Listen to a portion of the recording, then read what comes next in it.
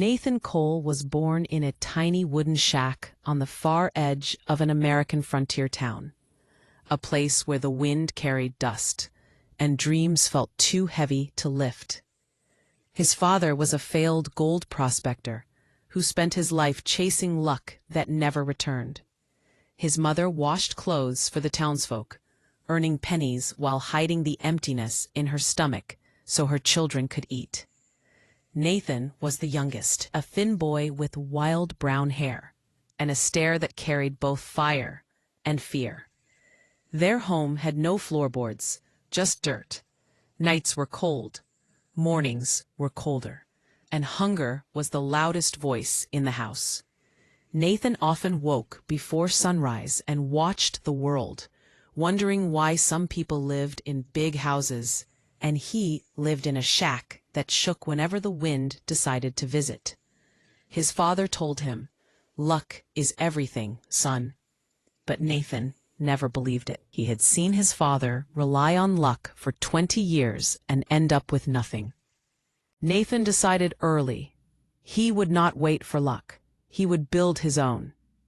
When Nathan was 10, his father fell sick from years of exhaustion and harsh winters.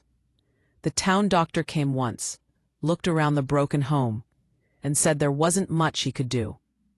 Within a week, Nathan's father was gone. His mother cried silently for months, sewing clothes by candlelight. Nathan, too young to fully understand death, felt a strange fire burning inside him. A mixture of pain and anger, and a promise he could not yet explain. At 13, Nathan began working in a lumberyard. The owner, Mr. Grady, was known for his sharp tongue and colder heart. But Nathan took any work he could get. He lifted logs heavier than himself, dragged equipment across long yards, and worked from morning to night with only a piece of bread in his pocket. The older men mocked him. "You're too small for this, kid. You'll break your back before you make $1. You're nothing but a poor boy in the wrong place." But Nathan stayed silent, breathing through the pain, lifting, pushing, sweating, refusing to quit. Every night, when he fell onto his bed of rags, he whispered, "One day I'll change everything." Something inside him grew stronger with every insult, like metal being hammered into shape. After a year, he saved enough to buy a pair of used boots, solid leather, worn but tough. When he walked home wearing them, he felt like he owned the world. It was his first real victory. His mother smiled for the first time in months. "Your father would be proud," she whispered. Those words became fuel. As Nathan grew older, he noticed a pattern. Men came to town with wagons full of goods, sold them, and left with bags of money. They weren't stronger than him. They weren't smarter. They simply understood something he didn't: trade. Nathan started asking questions. Where did the goods come from? What sold the most? What did towns need the most? How were prices set? How much profit was made? Most traders ignored him, but one elderly merchant, Elijah Turner, saw something in Nathan's eyes: hunger mixed with honesty. After spending a day unloading supplies for him, Nathan asked boldly, "Teach me what you know."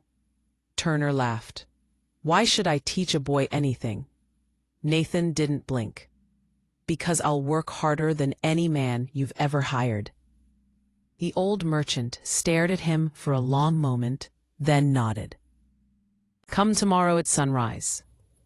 And that day Nathan Cole's transformation began. Turner taught him everything: cost, demand, negotiation, risk, opportunity. He explained how goods from the coast, the forests, and the mountains each held different value depending on where they were taken.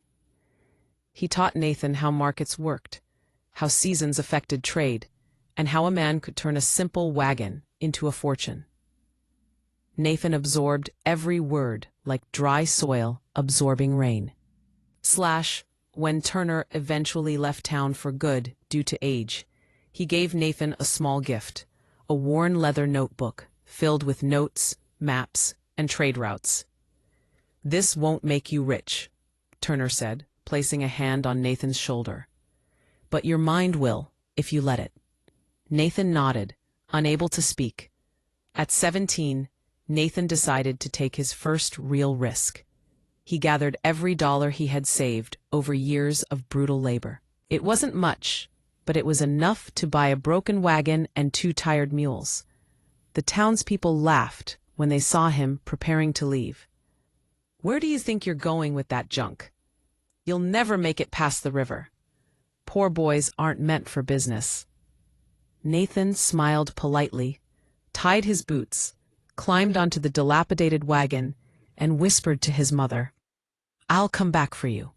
He left with nothing but determination and the old notebook. The early days were brutal. The wagon broke twice. One mule nearly collapsed. Nathan slept hungry, shivering under the open sky, sometimes questioning if he had made a terrible mistake. But each morning, he stood up again. He repaired the wagon with scrap wood. He rationed food. He learned from every failure. He realized they were desperate for simple tools: shovels, buckets, lamps, items he could buy cheaply in bigger towns. Nathan traded what little he had, then returned weeks later with a full wagon. The miners paid him triple. It felt unreal. For the first time, Nathan tasted success. Not enormous, but enough to electrify his soul. Enough to tell him he belonged in this world of trade and risk. He kept moving from town to town, expanding slowly, using every setback as a lesson. He recorded everything in the Turner's notebook, building his knowledge brick by brick. He learned which towns needed lumber, which needed grain, which needed fabrics, which needed medicine. Each year, his routes grew longer. His wagons grew larger. His confidence grew stronger. Then tragedy struck again. During one winter journey, a storm hit so violently that it shattered 2 wheels and buried his goods beneath snow. Nathan nearly froze to death trying to save the mules. He spent 3 days trapped inside the broken wagon, surviving on a handful of dried berries. At one point, he almost gave up. He closed his eyes and whispered, "Maybe the town was right. Maybe I'm no one." But then he remembered his mother's face, her tired hands, her soft voice saying his father would be proud. The fire inside him burned suddenly, fiercely, refusing to die. He crawled out of the wreckage and started walking. Mile after mile, through snow up to his knees. It felt impossible. His vision blurred. His legs begged him to stop, but he kept going. Repeating the same words over and over, "I didn't come this far to fail." When he finally reached a settlement and collapsed, the locals saved him. It took weeks for him to recover.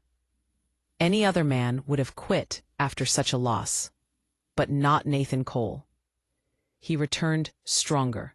He rebuilt everything from scratch, expanded routes, hired help, bought sturdier wagons, trained drivers, created storage points, and negotiated smarter deals. Slowly, his business became known across the frontier.